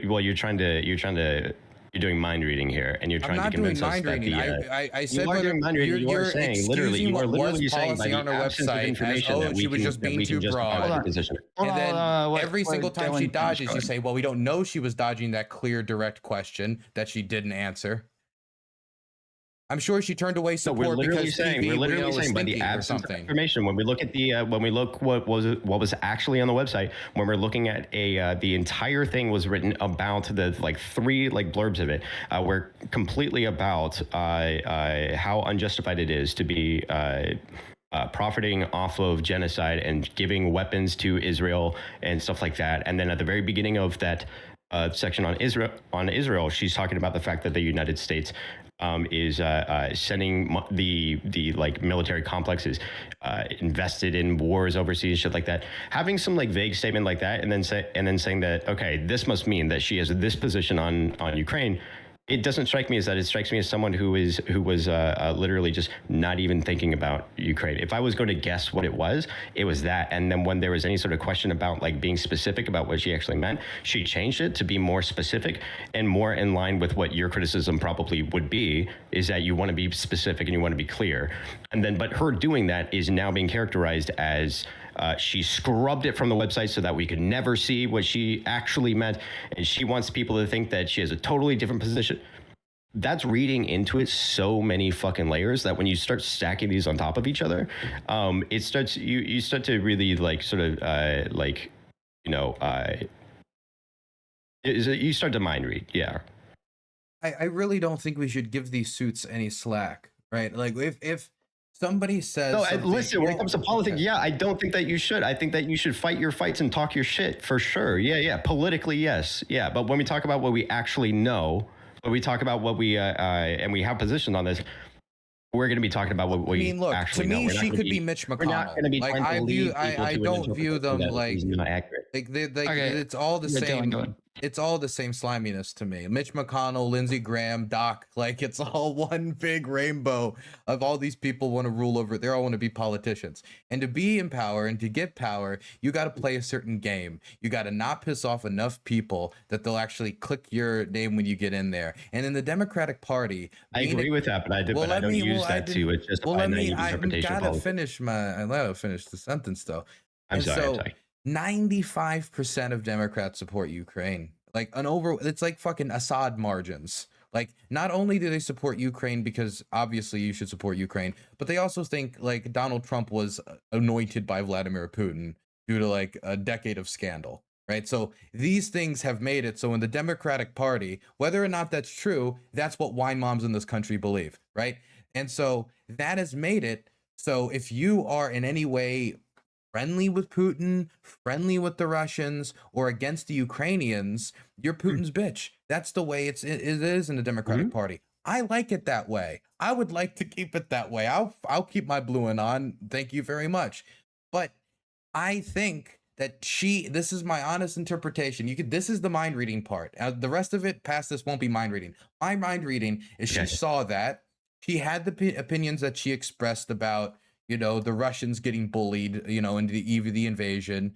Her views might have changed slightly since then, but she doesn't want to endorse military weapons.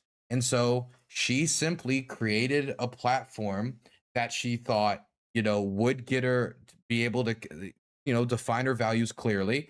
Then when the process started of getting, going through the big endorsements, somebody said something and they said, you know what, that is maybe leaving Ukraine on the table, and I don't want to get critique. I don't want to get that angle. This is going to be a tight race. Let's change the website. We don't have to clarify anything. And if you change the website and you don't clarify anything, that's scrubbing. You can say it's good scrubbing, bad scrubbing, or whatever you want to say. But if you have a statement of policy on your website, then get rid of it and then don't explain it, even when the press asks you directly about it.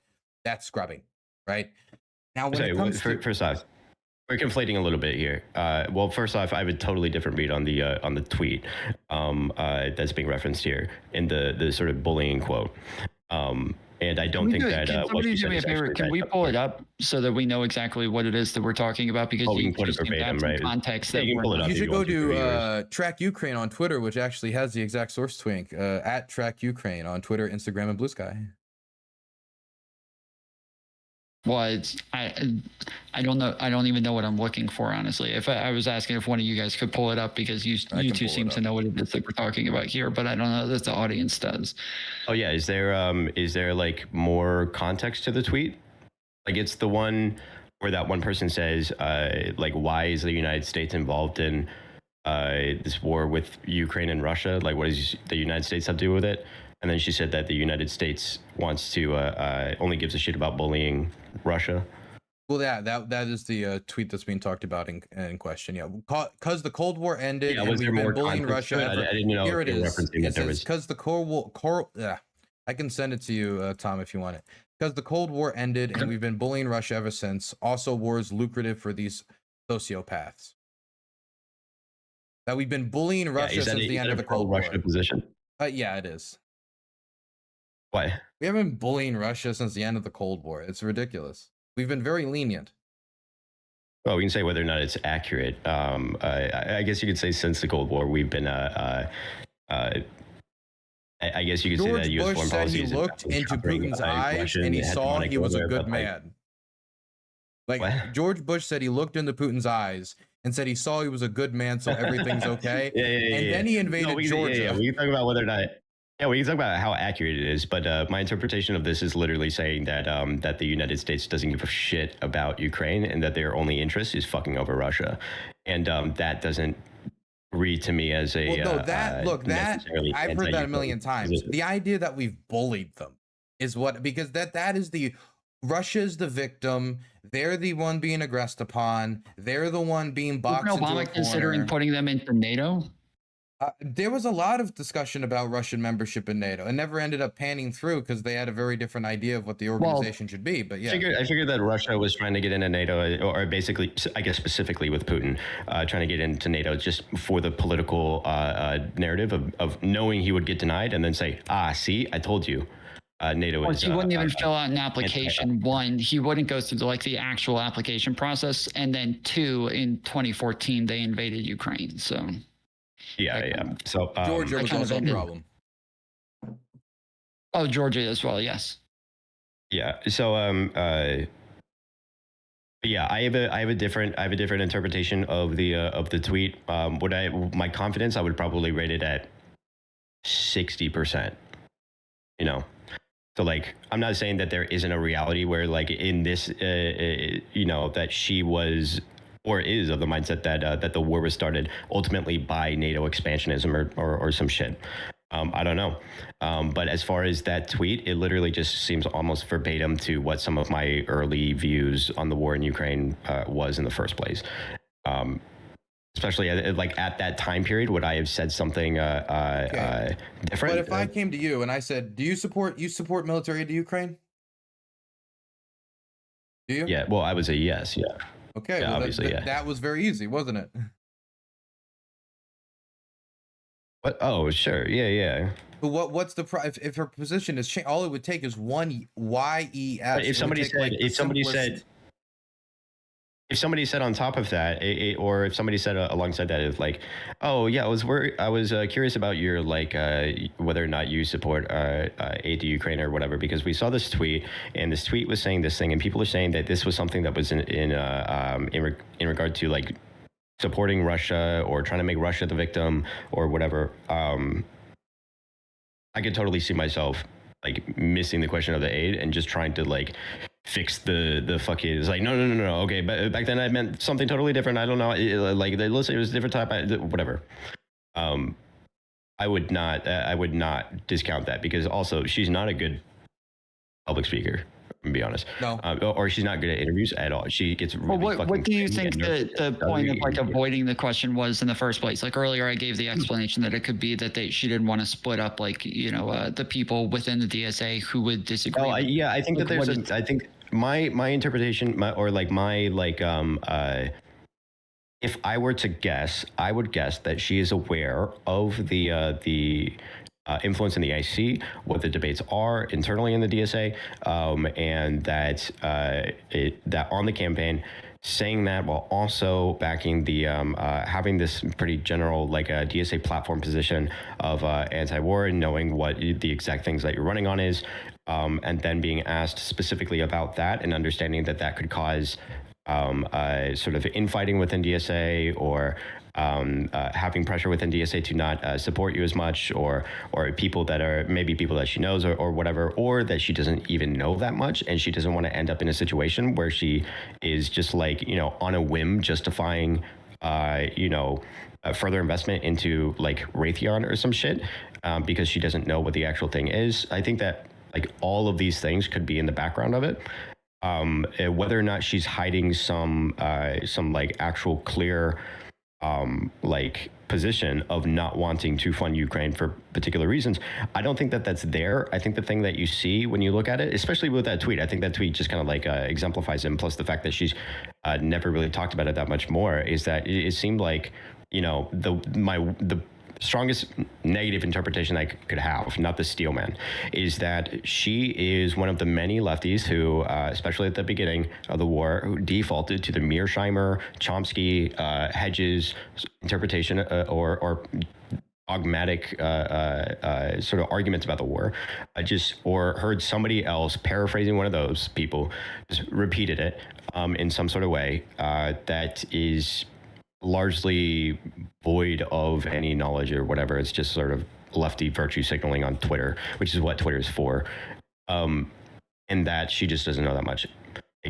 I don't disagree. That is about. Oh, you can. I don't. Yeah, sorry. It's like, yeah. I just wanted to. The point that I'm getting at is that I think, even with a negative interpretation, I think the most realistic option, not to steel man her at all.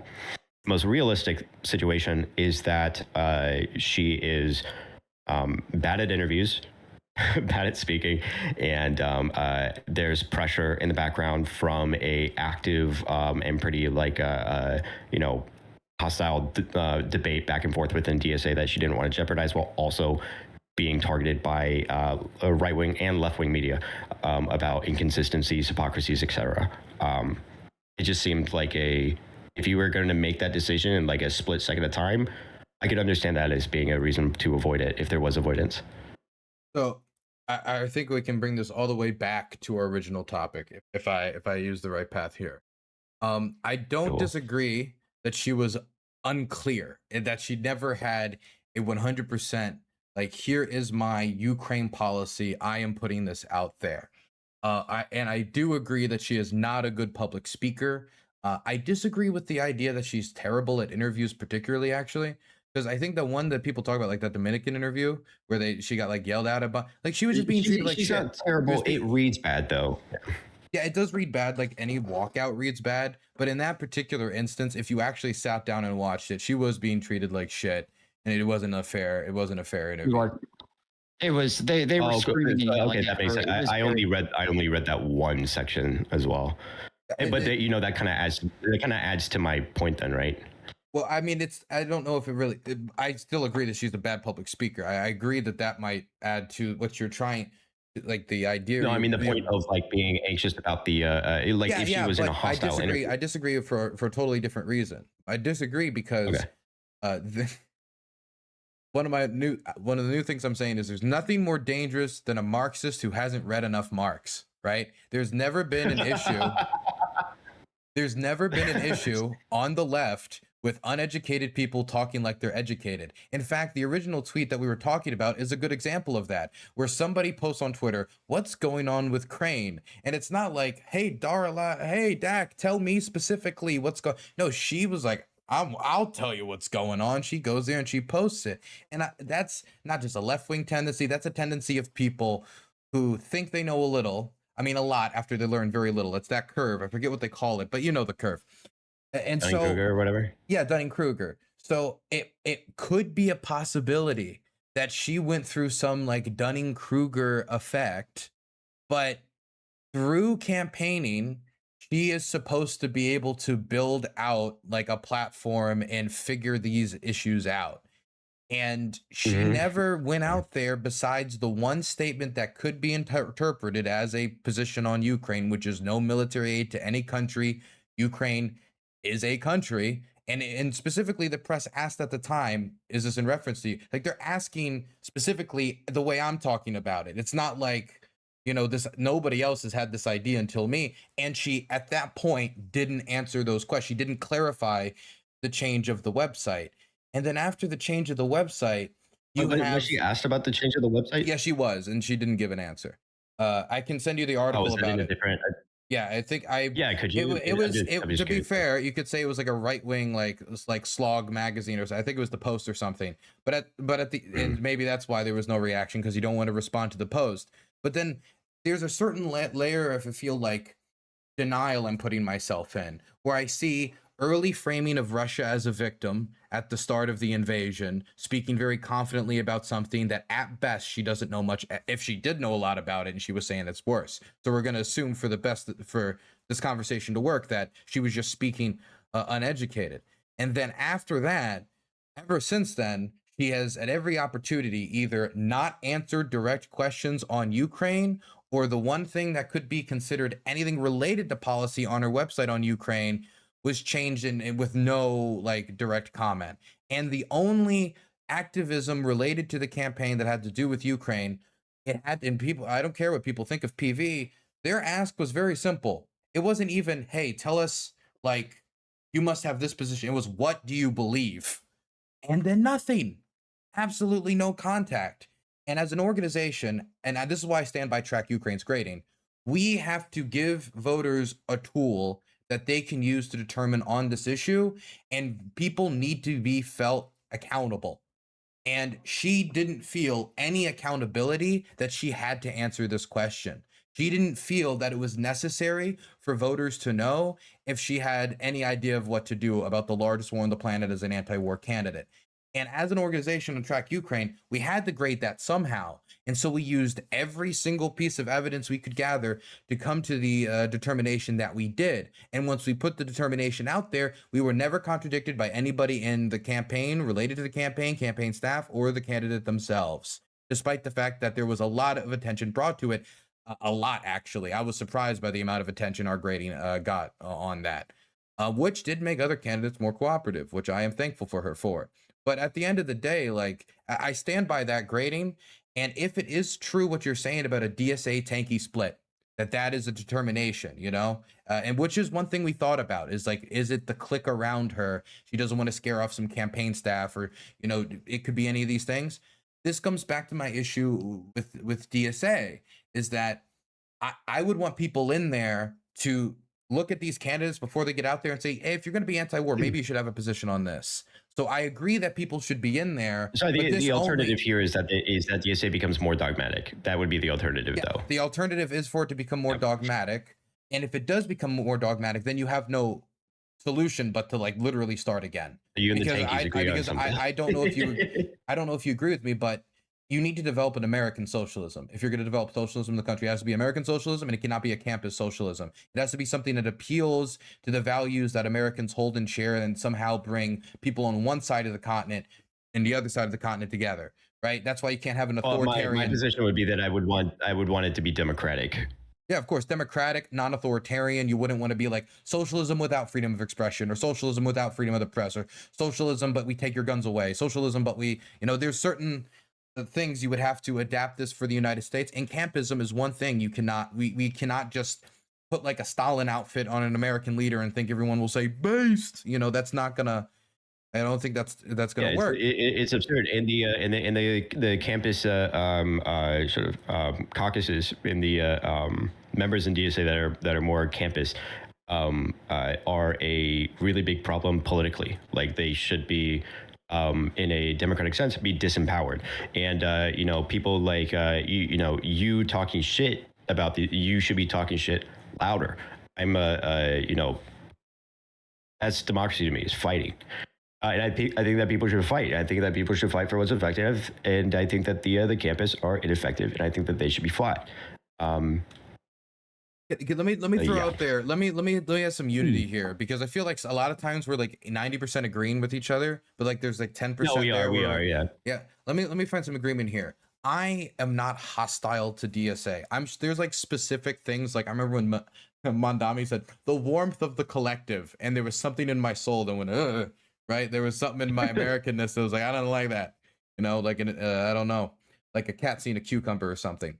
But like broadly speaking, we need a war on poverty. We need universal health care. We need to house every person. Like there's certain things that there's a lack of bold vision from Democrats, to the point where like I can roll my eyes at any of the LARPiness that I could see. I'll be like, I don't know if we need to necessarily, put a message in the way that they want to. But at the end of the day, I agree that this pressure is a positive force at the bare minimum on the Democratic Party. And so this is something I agree, but they will compromise themselves if the Democrats can just look at them and be like, come on, wine mom, that's just a Putin fanatic. She doesn't care about, she doesn't care about healthcare or whatever. Fucking shut up about that. They're Putin's bitch. This is something that will drag, I think, DSA down. And so as much as I've gotten like a lot of negative reaction from some DSA people, because it's a lot of DSA candidates we're talking about specifically when it comes to the Democratic Party, to me, it's people rejecting medicine. To me, it's either you drop the weight or you drowned, because it's not going to work. Number one, in the Democratic Party, and it's definitely not going to work if a DSA candidate ever actually goes into a general election for president. Or, oh my gosh, could you imagine something like that? That'd be wild. Bernie was the last one. Yeah, right. But yeah. Well, I think we do have a lot of agreement. I think the one of the issues here is because you said that that these that suits shouldn't be trusted because they're part of the because at the end of the day they have to play the game. You're also kind of saying that they should play the game as well. Well, I'm not arguing against like you can't get angry at a cat for meowing or a cow for mooing or a politician for being being a politician. But I'm talking about this as an individual, as a member of the citizenry. I understand their purpose. I understand how they have to operate, and that's why you shouldn't trust them, because I understand how the system works. Mm. Yeah, well, I think we largely agree. I think we probably shouldn't beat it to death. I think we largely agree. I guess about like the direction that, like, insofar as the direction that the DSA ought to go, and the fights that need to be fought, I think we agree on those, which I think is the most important. I just also think people that believe in the type of shit that you believe in when it comes to Ukraine, they should consider joining DSA so that they can fight these fucking these campus tanky fucking losers. Dylan? I mean, I have no problem with that. I have no problem with people joining DSA, but I also, in order for those people to actually both have a chance of winning the fight and knowing when to move on, they also have to be willing to like look around when the ship is sinking or when it's too damaged, because DSA has to face the fact that, if they don't reform, like eventually another organization will come and try to take that mantle. Another organization will come. Yeah, but Dylan, why aren't you joining DSA to affect that change? Like, why wouldn't you join the DSA? There's no DSA chapter in Kiev, as far as I'm aware. But maybe I should start it. I don't know. There you go. I mean, dude, what better way to affect the DSA? There's the international correspondence shit, right? International what? Sorry, I have bad hearing. Like the international correspondence, international committee, don't they aren't they also tasked with communicating and coordinating with people in other countries? Maybe. I don't know if I should start with the international committee. I don't know if that's where I'm like, we should get rid of this. Hello, international. I don't even know how you would go about trying to join it. I'm still trying to figure out the structure. I mean, I know there's Prince George's County DSA back in my home county. And I get their emails, actually. I do get the Prince George's County DSA emails, so I've thought about it, but I mean, I've focused on other political activism, and I just don't know how, because I'd be very loud. I just, maybe it'd go well, maybe it would go bad, but I'm just focusing on what I know I can control for now. Well, I mean, tankies are loud. That's why. that's why they're. It's because everyone else is so fucking timid that's why you end up getting these fucking like these social capitalists that just they're really loud and they use fucking revolutionary language and they're LARPing as Che Guevara and shit like that. End up getting because they're confident and loud. People are like, oh, they must know what they're talking about. Lots of points of personal privilege. Yeah, fuck. I forgot I was supposed to say that before all my points, but yeah, I did it yesterday a couple of times during the debate. So Jordy, are you part of any DSA? I'm assuming, I think you're from Portland. They've got to have like 50 there, right? No. Well, there's a Portland chapter, and I think the largest caucus is the Libertarian Socialist Caucus, and I am now a member of DSA. And then I don't know about joining any caucuses or anything like that, but no, literally, I wasn't lying. You're saying you're not part of like a chapter. When I watched Dylan's stream yesterday, and I started ranting about like, what, people need to be talking this kind of shit like in DSA. I was like, oh shit, yeah, and then I joined DSA that night. Did you really? It's like, all right, fuck it. Yeah. Wow. Got my card in the mail. Everybody at home know that Azov recruited him in the DSA. Put that on the paperwork. What is the point, though? What is the point of joining the DSA instead of just like trying to pressure the Democrat Party at large? Like, why would one join the DSA in order to do these things?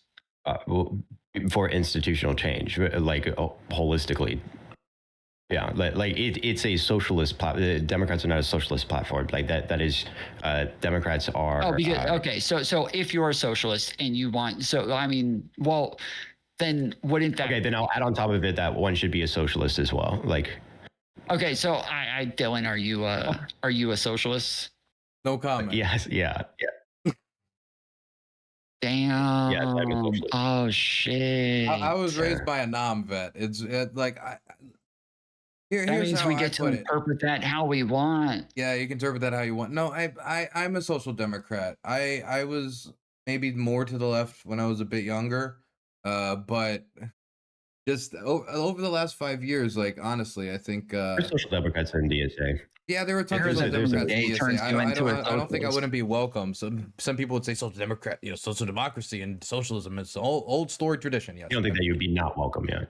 yeah, I would be welcome. It's just I don't know if you consider social democrat socialist, then yes. If you don't consider it a social democrat socialist, then no. I mean, if the idea that I have specifically like signed up to Marxist theory, not really, no. But I mean, Well- for me, and a lot of socialists don't agree with this, but like for me, the things that a Marxist would do that is politically effective is going to look like almost identical to what a social democrat would do that is politically effective. And so like the distinction to me doesn't really fucking matter. That's my view. Like if it's about putting more power into investing more power in people, then that's the only thing that I care about. I don't give a fuck about like people's. But the systemic utopian- change is what you're saying is important. If the SOCDEM doesn't want that systemic change, like they want, yeah, well, we can social fight about programs, that. But the thing is but that they don't want the incrementalism. Well, no. Like, most of the Marxists are like are going to be approaching this through a lens of incrementalism, and I mean, look what the DSA is doing. That's what I'm saying. Like, They wouldn't want the incrementalism, so they would want like up into a point, but still like largely capitalism. Whereas they wouldn't want to like be taking over large corporations, which is one of DSA's like major. 99% of people don't know what the fuck capitalism is. 99% of people don't know what any of these words mean whatsoever, and people's political. They views would are be very, against very- taking over large don't give- corporations. It doesn't matter to me what someone defines as capitalist or socialist or anything like that, because capitalism Well, that's is why- a that's why very I'm being vague specific. definition for the relationship between I agree. like complex market relations in commodity consumption and production or whatever. I agree, but that's why I'm being people have more no idea what the specific fuck to it is. say Like, that they would be against like taking over large corporations. Then forget socialism or capitalism. Like most SOCDEMs, I think would be against like. if we get to the Even point where the we're Trump talking about nationalizing like these electric companies and shit like that, and then there's SOCDEMs that are fighting about it, then I will fight about it with them. But at the end of the day, most people that are SOCDEMs are motivated by the fact that they want to be able to have more consent in what happens in their world around them, and they don't want people to be suffering because of market incentive. Like that value is kind of there with social democrats, so I don't really care about those distinctions. I'm not really one for the utopian, or everyone has a different flag and a different pin for their flavor of socialism. I think all that shit's cringe. I just want to be politically effective, and I feel like I have a decent understanding of the market to know that what's in my best interest is going to be increasing democratic power with people, even within industries. That's just my position. Pro worker, pro gun, pro freedom. True. Facts. Well, Dylan, I heard that being gay makes you into a socialist, and you already look like a guy who keeps a snake. So I think that you would fit pretty well. I maybe I All right, I haven't think thought I- about that. I did kiss a boy, and so I have to join. It is a rule. Yeah.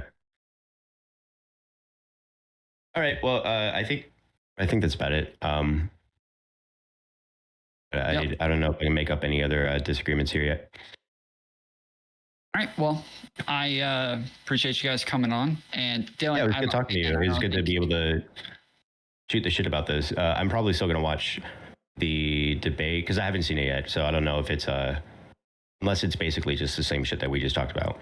But It's Not really, because obviously I think soy pills coming from a fairly different lens, so it's like tangentially related, but they go down very different paths of argumentation. So you might end Okay. up wanting to have another conversation with soy pill as well. Oh, cool. Yeah, it was good talking to you, Dylan. Good talking to you Do you guys too. want to give like a closing statement real quick then? Jordy, if you want to go first. Um, democracy is probably the most important thing to invest in the United States right now, while we're dealing with a consolidation of power in the executive and explicit and aggressive attempts to derail democratic institutions in a way that the Democrats have also proven to be incapable of pushing back against effectively. And so by that, I think it's really important to not only help make up the faults that the Democrats have by missing a large amount of their voter base, by energizing people into something that feels meaningful and people are fighting for, that you'll see with DSA. I think that fills up the gap that is necessary to fill in order to push back against Republicans and or the fascists, if you will. And I think that that's really important. And so whether it's being in favor of just beating Republicans, or whether it be in favor of, trying to build a long-term project of democratic power, it's for both reasons important to join DSA and also, fight the fight inside of DSA so that we can have some sort of alternative and not have to be at the mercy of lobbying groups and status quo institutional interests. But